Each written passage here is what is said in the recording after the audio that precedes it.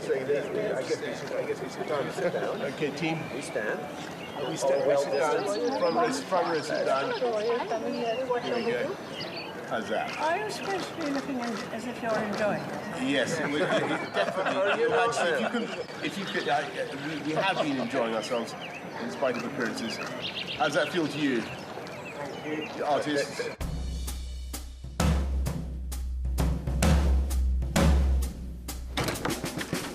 Hey Boris, you all right? I'm good. How are you?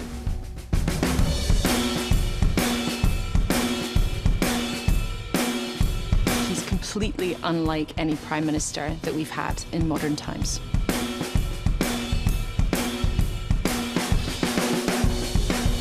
He was always distinguishing himself from the rather stuffy, boring, traditional English establishment. He is about power, not policy. He's not a man of great convictions. Boris Johnson, político com um estilo único e dos poucos políticos que os britânicos reconhecem até de costas. E, sobretudo, desde 2019, o primeiro-ministro do Reino Unido, único país a sair da União Europeia. We are now committed, all of us, to leaving the European Union. 3, 2, 1. Também foi ele que, contra todas as expectativas, finalizou o Brexit. I can explain his triumph in 3 words. Get Brexit done. He promised to get Brexit done. That's all the country wanted to hear. Hoje tem de desenhar o futuro desta nação. Após a saída da União Europeia, vende sonhos de grandeza britânica, de despertar do Reino Unido virado para o resto do mundo. Redentor para alguns, coveiro para outros, é o primeiro-ministro de um país fraturado, onde o Brexit acordou veleidades independentistas. Desde a sua saída da União Europeia, qual é o rumo dado por Boris Johnson a esta nação? Compreender o homem e as suas escolhas políticas, presentes e passadas, para entender melhor o futuro do Reino Unido.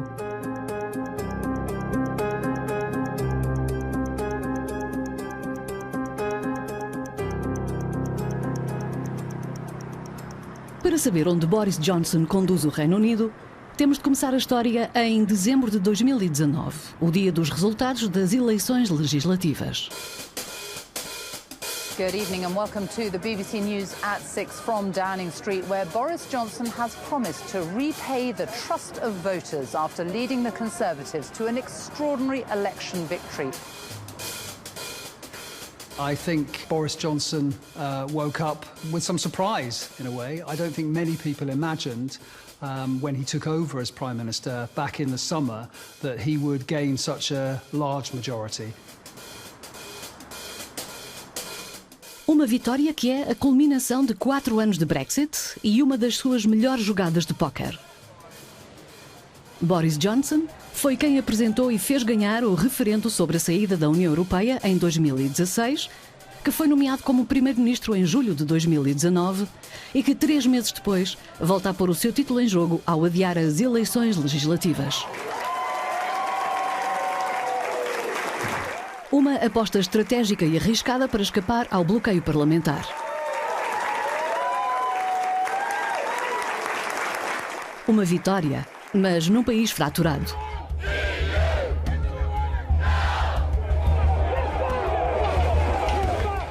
Desde 2016, o país está dividido pelo Brexit e pelas negociações europeias que não têm fim.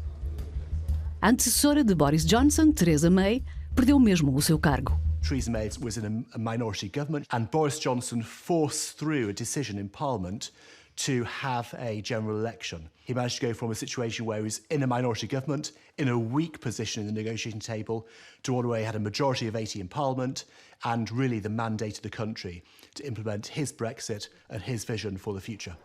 A 13 de dezembro, Boris Johnson tornou-se Boris, o Todo-Poderoso. And changed our party for the better.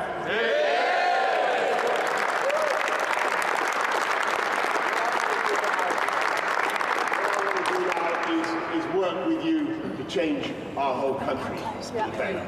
Unite, level up. Is anybody listening to this? É o primeiro-ministro conservador que detém a maior maioria parlamentar desde Margaret Thatcher, em 1987.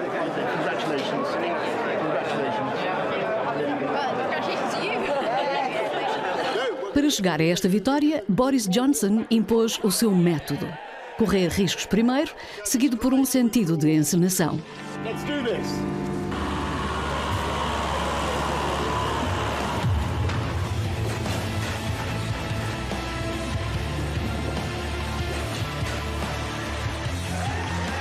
Let's get Brexit done and unleash the potential of this whole country. See you later. He uses short election slogans like "Get Brexit Done" that he repeats and repeats and repeats, and they cut through to the minds of ordinary voters who don't follow politics for many minutes a week. He just ran on the slogan, "Get Brexit Done," as if it was binary. It was like turning on or off a light switch. Leaving an international organisation, an alliance like the European Union, is a fantastically complicated business. We'd been a member since the 1970s, but his political brilliance was to push all that aside and say, in or out. It appealed to the sense of weariness and desperation on the part of so many people in Britain with the way this issue had dominated everything else. It was only after we'd left that it became clear that really there had been far too little thinking about the route out. Portanto, Boris Johnson ganha primeiro e pensa depois. Tanto sobre as formas de sair da União, como no outro slogan repetido incessantemente durante a campanha, Levelling Up, ou o reequilíbrio do país. We are going to unite and level up. Unite and level up, bringing together the whole of this incredible United Kingdom, taking us forward, unleashing the potential of the whole country. Outside of Brexit, perhaps the biggest idea that Boris Johnson has is something called levelling up. It's the idea that parts of Britain like the north that have had less spent on them than parts like London would get a fairer deal. The biggest idea Boris Johnson had, his Chancellor of the Exchequer, Sajid Javid, met him to discuss that idea, and Boris Johnson on the other side of the table just had a blank sheet of paper. He didn't have a vision for what this would look like, how it would be paid for. And that is a problem that Boris Johnson has. Uma falta de visão que levanta questões face aos desafios que aguardam o primeiro-ministro no início de 2020. E o primeiro é a gestão de uma crise sanitária sem precedentes. Uma crise como o primeiro exercício do poder, só sem a União Europeia. Breaking news this morning. 2 people from the same family have tested positive for coronavirus in England. The early months of the pandemic in the UK were a very dark time, and for the government, there was this perpetual air of scrambling. Improvisos que sairão caros ao país. A primeira começa com a conferência de imprensa a 3 de março, relativa ao coronavírus. This is overwhelmingly a disease that is moderate in its effects. People recover speedily and well from it. That's what we're seeing in the overwhelming majority of cases. He was asked the question, should people still shake hands? Boris Johnson said, I can tell you that I'm shaking hands continuously. I was at a hospital the other night where I think there were actually a few coronavirus patients, and I shook hands with everybody. And we subsequently found out later, before that press conference, he had been told by his advisors, if you're asked, should people shake hands with each other, you should say no. But instead, he didn't just not follow the advice, he said the very opposite. He was very reluctant to really grasp the gravity of what was happening around the world. Our country remains extremely well prepared, as it has been since the outbreak began in Wuhan several months ago. In his head, he was sort of wrestling with 2 competing forces, the economic and the health, the social. Boris Johnson is fundamentally a libertarian, and so when this extraordinary pandemic arrived, I think it was alien to every bone in his body, and he didn't want to restrict people's freedoms, he didn't want to lock down. He was very slow to adjust to the implications of it, I think because of philosophically where he is and just temperamentality too. Apenas 2 semanas após as primeiras declarações, o governo Johnson muda de tom. The coronavirus pandemic is the most serious public health emergency that our nation has faced for a generation. From this evening, I must give the British people a very simple instruction. You must stay at home, because the critical thing we must do to stop the disease spreading between households. Today's figures show that a total of 1,789 people have died in the UK with coronavirus. Hi folks, I want to bring you up to speed with something that's happening today, which is that I've developed mild symptoms of the coronavirus.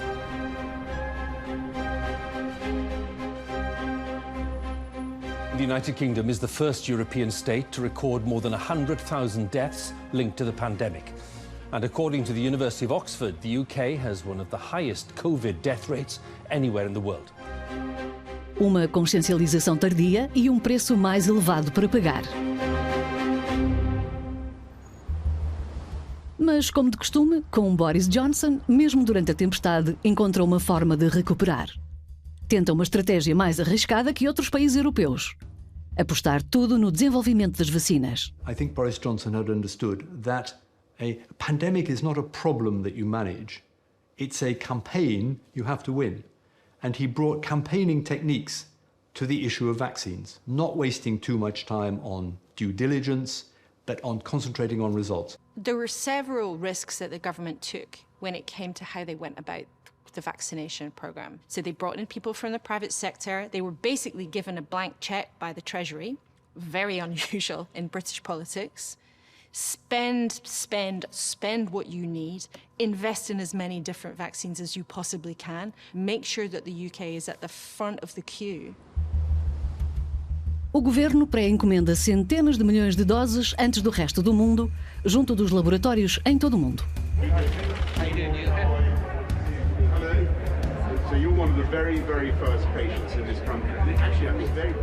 Em plena pandemia, o Reino Unido torna-se no primeiro país do mundo a autorizar a vacina e a administrá-la a partir de dezembro de 2020.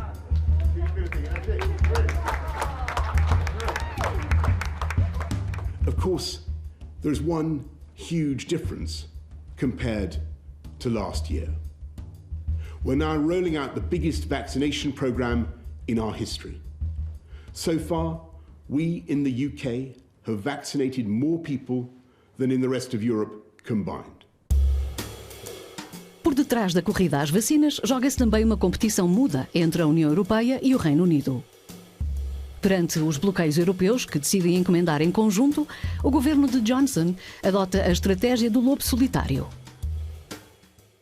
At the time, it seemed controversial to some people and opposition politicians that the Prime Minister didn't want to take part in the European-wide vaccine programme. The thinking was, oh, safety in numbers. Of course we'll have more buying power. But on the inside, the decision not to take part in the European vaccine programme was really simple and it wasn't controversial at all. But it was a gamble. Imagine if the UK vaccine programme hadn't worked out and the EU vaccine programme had. Well, then the politics of this situation now would be completely different. Certos jornais conservadores fazem disso uma vitória do Brexit sobre a União Europeia.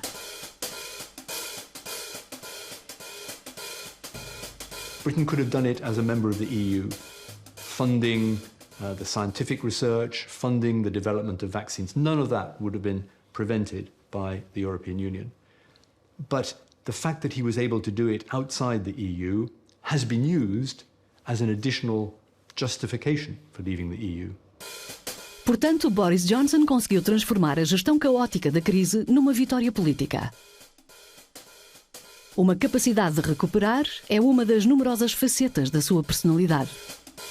Anyone who knows Boris Johnson always wants to know if the persona we've got so used to in public is just a persona. But I think that probably he's like a set of Russian dolls, and at the center of the Russian dolls there is a self that we probably never get to see, and only his loved ones get to see.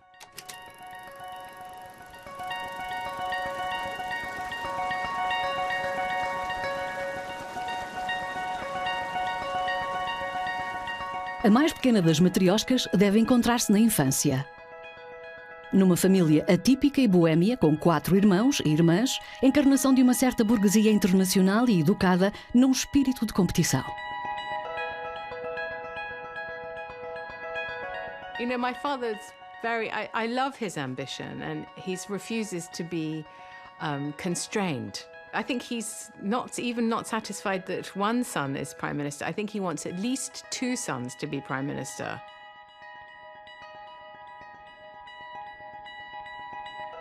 I will tell a well-worn anecdote, which was when we were very little. That a family friend comes in and says, well, Alexander, because obviously his name is Alexander Boris, what do you want to do when you grow up? And then he said, I want to be world king. And I was like, what? Is that a job? I knew he had vaulting ambition from a very early age.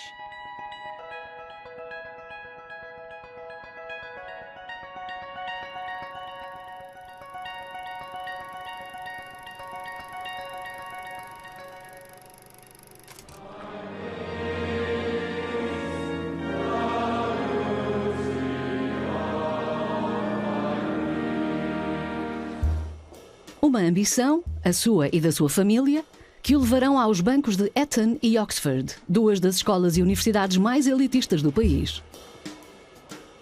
Boris Johnson isn't a product of the elite in the sense that he's aristocratic. He comes from a family background that's actually quite international.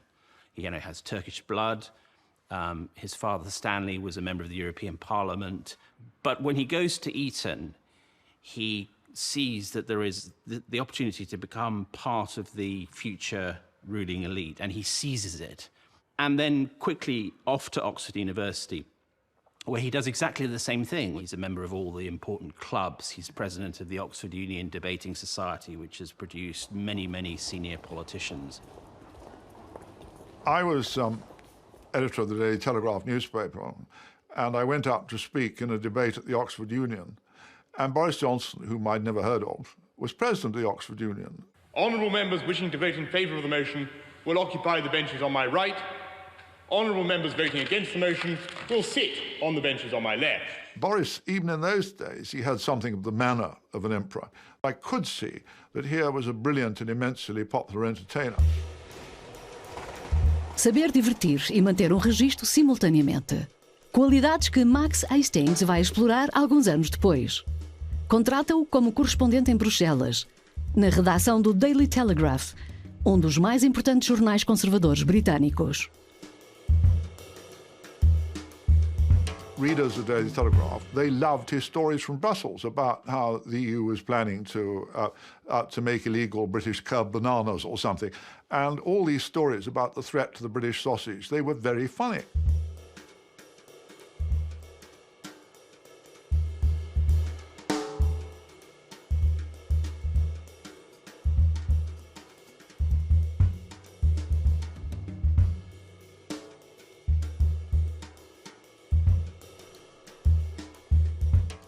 O estilo Johnson.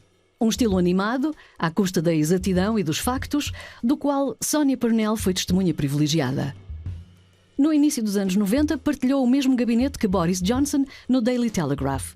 Espectadora de meias-verdades como a que envolveu o edifício da Comissão Europeia, o Mente. One day we were at the Commission and as a joke they were talking about some plans an architect had sent in as a PR stunt about replacing the Berlin Wall with a tower 2 kilometres high. On the front page of the Daily Telegraph the next day it said that the European Commission is intending to build this huge tower, new Tower of Babel, and it's all going to be extraordinary and massively expensive and you're going to pay for it. That wasn't the story, but the story pushed this idea that the EU, the Commission in particular, was crazy about itself and crazy about interfering in public life. And you can draw a straight line from what he was writing to what people say now. And I was very friendly in those days with our Foreign Secretary, Douglas Hurd. Douglas often told me that many of the points he was making about what the EU was getting wrong were fair points. Everything I wrote from Brussels were having this amazing, explosive effect on the Tory party, and it really gave me this, I suppose, rather weird sense of power. One of his problems with truth, even now as Prime Minister, his instinct with any audience is to tell the audience what they want to hear. And because we seem to be living in this extraordinarily frivolous period of history, in which people seem very reluctant to consider fundamental historical issues, that Johnson has been able to exploit his brilliant skills as an entertainer. Através de mentiras, humor e euroceticismo, Boris Johnson, jornalista, constrói a sua marca e, passo a passo, o seu poder mediático à custa da União Europeia.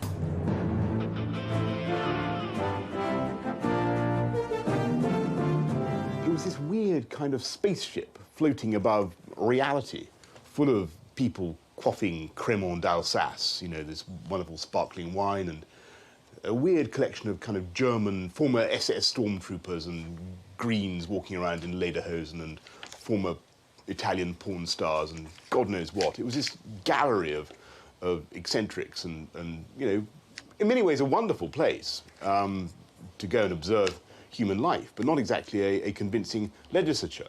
Johnson has been able to exploit the tension and the confrontation with the EU entirely to his own advantage. He was mocking the EU Commission constantly. He was constantly attacking centralism.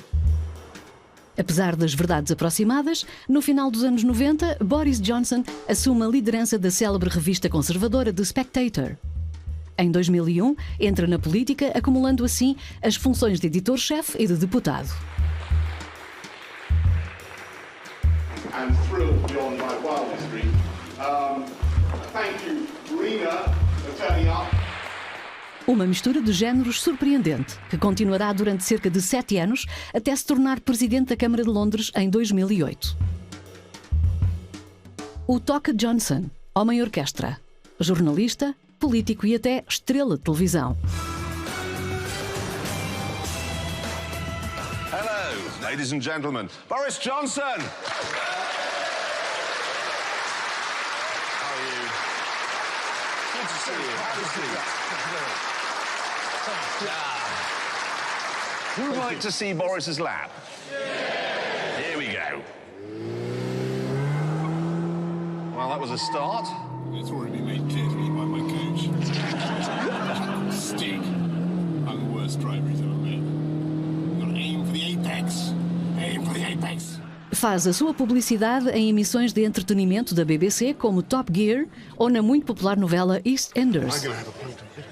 It's such an honour to have you here, Mr. Mayor. Oh, please call me Boris. I nearly went into politics myself, you know. Really? Well, if you have any ideas for how I could help Walford, here's my card. Thank you so much. Good. He was a star before he was a political leader, and this is a very important part of the story, because a lot of politicians, perhaps the majority, thought this was a terrible mistake, that he was making himself seem unserious. What Boris Johnson understood long before it actually became the case was that the future of politics lay in performance and stardom. Em 2012, durante os Jogos Olímpicos, quando é presidente da Câmara de Londres há 4 anos, uma imagem vai dar a volta ao mundo.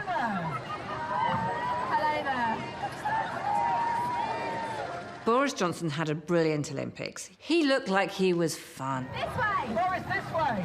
So nice of you to join us. And the zip wire, when he was caught on the zip wire, and there he was looking slightly ridiculous with his 2 Union Jacks, and a lot of politicians said, well, if that had happened to me, would have killed my career completely, but he was the fun mayor. It's going well. It's very, very well organised. What they do... Get me a ladder. So you can see what he did. He became a global brand. He knew that photo would fly around the world, and it did. So that was the day he went global, and he knew exactly what he was doing. Someone else would say, oh my goodness, it's a disaster. He said, yeah, triumph. Boris Johnson é capaz de apagar os seus rastros e faz do ridículo e da provocação uma arma política, ou mesmo uma filosofia. Well, I certainly think that as a general tactic in life, if that's what you're driving at, it is often useful to give the slight impression that you are deliberately pretending not to know what is going on, because the reality may be that you don't know what is going on, but people won't be able to tell the difference. Boris Johnson's personality and character, I think, means that most people understand that he will do and say anything to get what he wants. And in some ways, that does make for a quite powerful negotiating position. Uma posição que usará sobre outro assunto-chave: a segunda temporada da negociação do Brexit. 3, 2, 1. Embora em 31 de janeiro de 2020 o Reino Unido saia oficialmente da União Europeia, o divórcio é assinado. Faltam negociar as condições. Ou seja, decidir o futuro das relações comerciais entre os 27 Estados-membros e o Reino Unido. Without question, the negotiation that Britain had with the European Union was the most important, with the biggest economic, diplomatic, political ramifications of any negotiation we've had in the post-war period. An awful lot at stake, because we're talking about negotiations between the UK and our largest trading partner, a close security partner, so there was an awful lot to be achieved. O que está em jogo nestas negociações para o Reino Unido é um recuo brutal das trocas com o seu principal parceiro comercial e também um assunto mais político: a extensão da sua soberania. Assuntos que têm de ser decididos em apenas 10 meses. Para consegui-lo, Boris Johnson adota uma tática radical. Boris Johnson has conducted these negotiations on the principle that playing hardball, if you like, with the European Union would in the end get results. It's almost the madman theory of international negotiations. You make your adversary, your interlocutor, think that you are prepared to do anything to violate norms, violate rules, walk away from the table, even if by doing that you're actually sacrificing the best interests of your country. Michel Barnier, negociador-chefe do Brexit ao longo de mais de 4 anos, foi o interlocutor privilegiado do governo Johnson. Foi confrontado com os métodos de negociação do primeiro-ministro britânico. J'ai étudié très soigneusement toutes les techniques de négociation dans le monde. Et j'ai du mal quelquefois à comprendre les tactiques britanniques. Mais j'ai toujours pensé qu'il fallait garder ses nerfs. J'ai compris que les Britanniques jouaient la pression du temps. Durant cette année 2020, à 3 ou 4 reprises, ils ont eux-mêmes unilatéralement imposé des délais. En janvier, en nous disant, si on n'a pas d'accord en juin, le Premier disait, we will walk away. On partira, on quittera la négociation. Embora o governo britânico ameace abandonar a mesa das negociações, em setembro a tensão aumenta subitamente. Boris Johnson ameaça em plena negociação violar o primeiro tratado do Brexit, que ele próprio assinara 9 meses antes. Uma provocação que o governo assume até nos bancos do Parlamento. Yes, this does break international law in a very specific and limited way. I was horrified when I heard a minister stand up in the British Parliament and threaten to break international law. For a British minister to say that was truly shocking. I think Boris Johnson's technique was to shock the EU to get attention. What he failed to understand was even threatening that sends a very bad message to the rest of the world. But I think he's damaged Britain's soft power in the world as a result. The Prime Minister is coming to this House to tell us today is that his flagship achievement, the deal he told us was a triumph, the deal he said, as I said, that was oven-ready, the deal on which he fought and won the general election, is now contradictory and ambiguous. How dare he try and blame everyone else? There's only one person responsible for it, and that's him. This is his deal. It's his mess. It's his failure. For the first time in his life, it's time to take responsibility. Boris Johnson has always been a disruptor. but while always calculating behind the scenes how far he can go. And so I think this was part of the Boris Johnson campaigning technique to leave the impression he might do something completely crazy in the expectation that that would deliver some substantive improvement in the negotiation. Nous n'avions pas prévu que le Royaume-Uni afficherait une volonté de rompre un accord international, ni mettrait lui-même en cause la crédibilité de sa propre signature. Peut-être ont-ils voulu créer aussi du trouble, ça c'est une technique connue en négociation, du trouble, de la nervosité, de la division, mais c'est exactement l'effet inverse qui s'est produit. Brinkmanship works if your opponent makes concessions. And whilst, yes, Michel Barnier says, I really thought in September, October that we might have a no-deal outcome, that didn't force him to go back to the European Union and say, we have to make concessions to the UK. He went back to the European Union and said, we better prepare for no deal.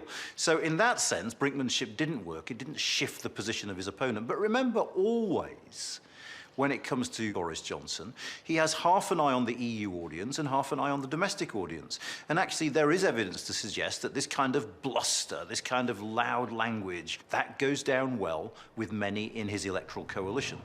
Afinal de contas, o governo de Johnson não pôs em prática as suas ameaças. Nem violar o primeiro acordo do Brexit, nem fechar a porta às negociações. O acordo é assinado a 24 de dezembro de 2020, com cada uma das partes a reclamar vitória. Well, thank you very much, everybody. I want everybody to understand that the treaty that I've just signed is not the end. It is a new beginning. Thank you all very much. Thank you. Thank you. Novo começo para Reino Unido completamente livre das regras europeias. If you were to draw a continuum between EU membership and no deal, then the trade and cooperation agreement sits pretty close to no deal. There's nothing on services, there's nothing on foreign policy, there's nothing on mobility. So actually this is a sovereigntist Brexit rather than a closer relationship with the European Union. C'est difficile d'imaginer comment un pays seul, fût-il le Royaume-Uni, peut se faire respecter et se faire entendre, défendre ses intérêts dans le long terme par rapport à des États continents comme la Chine, l'Inde, la Russie ou les États-Unis. Hein. Voilà pourquoi on est européen, en plus d'être français, allemand, belge ou slovène. 6 meses após o acordo, os primeiros efeitos do Brexit tornam-se bem reais. Na fronteira, os controlos das mercadorias são restabelecidos, a passagem dos caminhões torna-se cada vez mais difícil. Mas, sobretudo, as novas regras de imigração, ligadas ao Brexit, fizeram desaparecer a mão de obra vinda da União Europeia. 15 mil camionistas vindos da Europa abandonaram o país. A sua partida leva a uma escassez de combustíveis.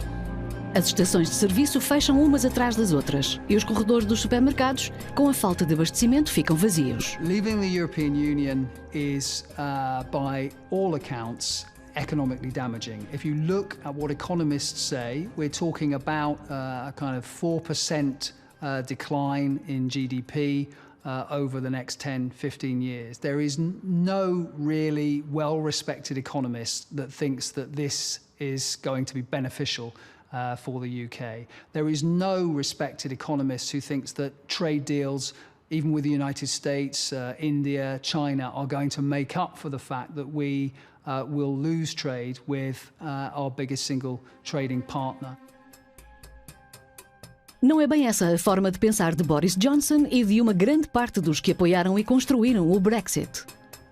Boris e os seus vendem os sonhos de regresso à grandeza britânica. We aim to create a new age of opportunity for the whole country. And we are setting out now our vision of an open, global, free-trading United Kingdom without being chauvinistic or disrespectful to anywhere else in the world. In important respects, this country is the greatest place to live and to be. The greatest place on earth. What's my brother's political matrix is, well, Britain is the best country in the world. He sounds like my youngest son. You know, what is the best country in the world, Mummy? He says, Britain. You know, we invented the best ball games. We have Shakespeare. We have the royal family. We do the best royal weddings. We have the most beautiful coastline. You have to remember, he grew up in the 1980s, the era of Margaret Thatcher, when there was a sort of British revival going on. that Britain didn't need to decline. It didn't need to be a third-rate nation. And some of that, of course, is true. Britain doesn't have to be a third-rate nation. But you can't conclude from that it can prosper on its own outside of the biggest single market in the world. Para Boris Johnson, restaurar a grandeza da nação passa por um novo slogan: Global Britain. O Reino Unido globalizado como renovação face à União Europeia. Boris Johnson needed an alternative to Europe as the basis for British foreign policy. And the slogan Global Britain, without meaning anything specific, conjures up memories of Britain's glorious past as a great power with the Royal Navy dominating the seas. Rule Britannia. But the greatest naval action of the year has been the continuing one, the Battle of the Atlantic. Vozes de outros tempos, como fantasmas de uma narrativa construída e usada ainda hoje pelos conservadores britânicos.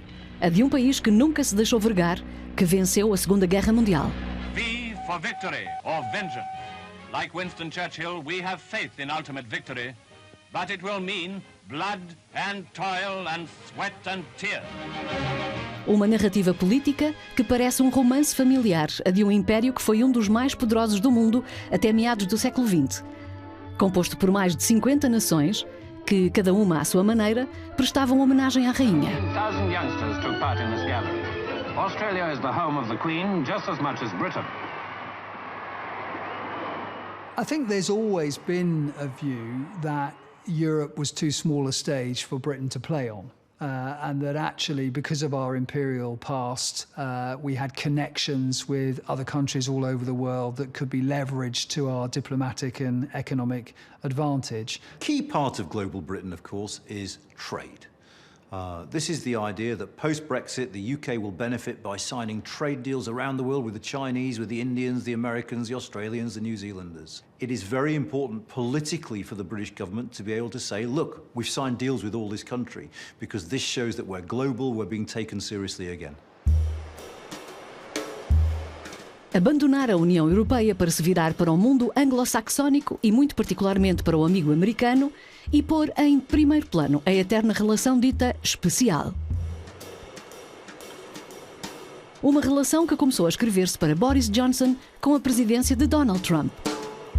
It's great to be with my friend Boris Johnson. He's doing a fantastic job, not easy, but doing a really good job, and I think he's going to make great progress come October. Uma cumplicidade visível e muitas vezes exagerada. Uma encenação ao serviço do interesse económico, mas também político, bem definida. Donald Trump, when he saw Boris Johnson, I think saw a clone of himself. In fact, he famously used the phrase Britain Trump, which I think Boris Johnson hated. And I think Donald Trump saw Brexit as something that was absolutely in his style. I think both Trump and Johnson saw themselves as anti-establishment, disruptive figures in politics, who were appealing to the same type of voters in their different countries and adopting similar techniques. Em 2019, na cimeira do G7 em Biarritz, os dois homens vão encontrar-se pela primeira vez como respectivos líderes dos seus países. Além da sua cumplicidade, vai julgar-se durante esta cimeira uma parte da diplomacia internacional britânica pós-Brexit. John Bolton, poderoso ex-conselheiro da Segurança Nacional de Donald Trump, fazia parte da sua delegação. Foi ator e testemunha direta da sua relação privilegiada e tão diplomaticamente útil.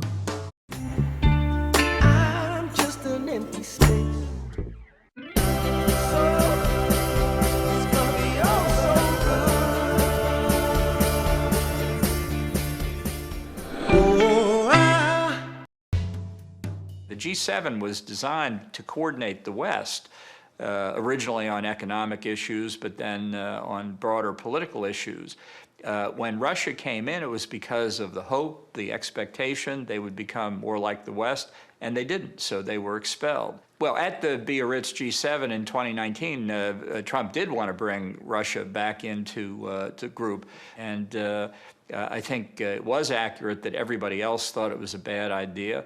But I think Boris, maybe a little bit more outspoken than some of the other leaders, was the one who put a stop to the discussion. Boris was able to convey a friendliness to Trump that made it easier for him to accept what the British position might be. The really fascinating thing about the relationship between Boris Johnson and Donald Trump, I think you can encapsulate in the distinction between style and substance.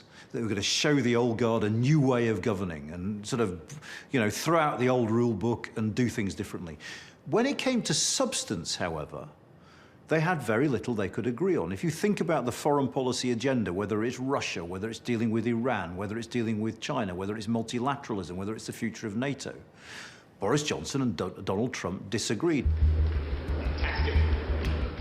Em Biarritz, se Boris Johnson quer aproveitar da sua proximidade com Donald Trump, é sobretudo para fazer avançar interesse económico bem preciso para o seu país. Where he did want to rely, of course, on Trump was in fashioning a tremendous trade deal between Britain and the United States, one that would eclipse what we had lost in trade by our departure from the European Union. I have memories of American trade negotiations in the past, and I have a formidable respect for US trade negotiations. There was an early breakfast between Johnson and Trump and their respective advisors. I think it's important to understand with Trump that he typically didn't go into these meetings with much of an agenda or very much preparation. Somebody like Boris Johnson comes in and he finds a way of getting through and getting it done that I'm not sure Trump even realizes what's happening to him. We're looking forward to having some pretty comprehensive talks about how to take forward the relationship in all sorts of ways, particularly on trade. And we're very excited about that. O que Boris Johnson quer é acordo comercial com os americanos, mesmo se apenas 20% das exportações britânicas vão para os Estados Unidos. Acordo que é tanto símbolo político como económico. What you saw at the G7 at Biarritz was a converging of two people, but more importantly, their respective interests. The interest of Donald Trump, of course, was to attack and to weaken the European Union. For Boris Johnson, it was to show that Britain outside the European Union had a relationship with the most important and powerful country in the world.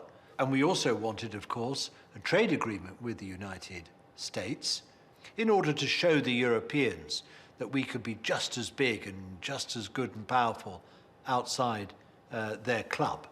We're going to do a fantastic deal once we clear up some of the obstacles in our path.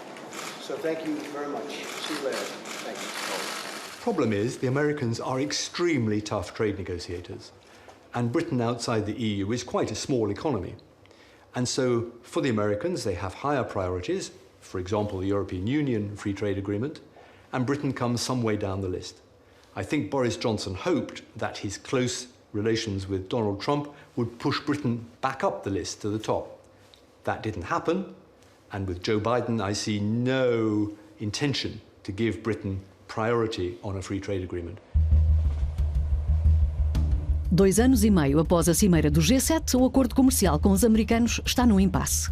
E Boris Johnson tem de enfrentar outras consequências do Brexit, mais políticas. O risco de desunir o seu país. It is crucial to understand that the United Kingdom is not a classic European nation state. It is a multinational state consisting of, well, certainly 3 separate nations and arguably part of another one. That does therefore mean that its integrity is always potentially at risk. I think there is no doubt that the pursuit of Brexit has raised questions about the future integrity of the United Kingdom. The Union is at greater risk than I've ever known in my lifetime, but there's no doubt that the Europe referendum, the fact that 2 nations, Scotland and Northern Ireland, voted to remain and 2, England and Wales, voted to leave, meant that that issue was going to be incredibly sensitive for the future of the UK. Em Em abril de 2021, na Irlanda do Norte, o Brexit faz ressurgir os fantasmas e as imagens do passado, de um conflito que abalou o Reino Unido durante mais de 30 anos. Com a saída da União Europeia, o país reencontra as suas fronteiras com a República da Irlanda. Mas ninguém quer restabelecer os controlos entre a Irlanda do Norte e a República da Irlanda, com medo de despertar a luta armada. Em seu lugar, encontra-se um compromisso. A Irlanda do Norte fica, na prática, no mercado único europeu. A partir de agora, todas as mercadorias que chegam da Grã-Bretanha à Irlanda do Norte serão controladas. Portanto, o Brexit criou uma fronteira económica no interior do Reino Unido, cuja principal consequência é o risco de reaproximação entre as duas Irlandas. In Northern Ireland, like Scotland, it didn't vote for Brexit, and because of the implementation of the Northern Ireland Protocol, with goods being not delivered properly from the rest of the United Kingdom into Northern Ireland, we've had violence on the streets of Northern Ireland in protest at the implementation of Brexit. The real possibility of a nationalist majority in Northern Ireland is no longer impossible to foresee. Tal como na Irlanda do Norte, desde o Brexit, o desejo independentista também se reforçou muito na Escócia, onde 62% dos escoceses votaram contra o Brexit. Boris Johnson, em plena pandemia, consciente destas tendências independentistas e das eleições legislativas que se aproximam, decide vir promover a sua melhor carta. The most popular thing that his government has done is to roll out a vaccine that has probably saved tens of thousands of lives. And so his message going to Scotland was to say, this is what the United Kingdom and leaving the European Union has done for Scotland. In January, he was up there at a vaccination centre. He didn't get the warmest of receptions. He said, wild horses won't stop me from campaigning in Scotland for the elections. But actually, he didn't show up and campaign in Scotland for those elections because what the polling has made very, very clear is that Boris Johnson is extremely unpopular in Scotland. The reputation of Boris Johnson and the Conservative government in Scotland is very low. Large numbers of Scottish people feel that Brexit is something that was done to them against their will by the English nationalists in London. Scotland is very pro-European, and so Brexit has been a real trauma for Scotland, and it has brought back the idea that Great Britain is really dominated by England, and that English politicians take decisions against the wishes of Scotland. And so inevitably it has refueled the independence debate. Sentimento independentista reforçado desde que o SNP, o Partido Nacional Independentista Escocês, venceu as eleições legislativas com maioria em maio de 2021. Uma maioria que fez nascer um novo governo escocês, do qual Angus Robertson é atualmente um dos seus ministros. That Scotland's future should be in Scotland's hands. In this most European of capital cities, people have resoundingly rejected the party of Brexit and Boris Johnson. What I want for Scotland is for the country to be a normal European country. We are a northern European nation of 5 million people, exactly the same as Denmark, exactly the same as Finland, both of which, incidentally, are in the European Union, and our close neighbour Ireland. I want the same as them. I want Scotland to be a normal country. Uma vitória do SNP que volta a pôr na ordem do dia um referendo sobre a independência da Escócia que Angus Robertson e o seu partido decidiram firmemente organizar. Mas é preciso, em princípio, o acordo constitucional de Boris Johnson. I don't think the right thing to do is to talk endlessly about another referendum. It's great to see everything that Scotland is contributing to the national effort. It's quite amazing. And I think what people want to see is us bouncing back more strongly together. Boris Johnson, num paradoxo final, vangloria-se da união das nações como uma força, desde que seja britânica e não europeia. Boris Johnson has said that he won't allow them to hold that referendum. There is some dispute as to whether legally he can actually do that. And I've no doubt that if there is a referendum held in Scotland in the next few years, that it is going to be very, very close indeed. And we could well see Scotland become an independent country. O governo Johnson e o governo escocês estão num braço de ferro quanto à organização do referendo, que apenas o tempo decidirá. Um confronto que é claro e acentua o fosso entre todas as nações do Reino Unido. Since we have had Brexit, the whole Scottish question has been reopened. And that's very dangerous because although Boris Johnson has been a successful Prime Minister in many ways, if he was to preside over the breakup of the United Kingdom, that is what history would remember him for. And it will be now a top priority of this Conservative government to keep the UK together. What many people who believe in the United Kingdom hope would be a strengthening of the United Kingdom as a democracy. You have two of the nation-state members of that United Kingdom potentially moving outside in the years ahead. Boris Johnson's technique has put issues of identity at the heart of British politics in a way they haven't been in my lifetime. And so I think it is fair to say that Britain is going through an identity crisis. And the component parts of Britain, for the first time I can remember, are seeing themselves as more separate than united. Embora Boris Johnson tenha conseguido realizar o seu sonho de infância, conquistar o poder, continua popular para aqueles que o apoiaram. E é detestado por aqueles que o rejeitaram. O Reino Unido continua à procura do seu lugar no panorama mundial. E os anos que se seguem dirão se os sonhos de um Reino Unido globalizado vão ou não diluir-se na realidade de um reino mais desunido do que nunca.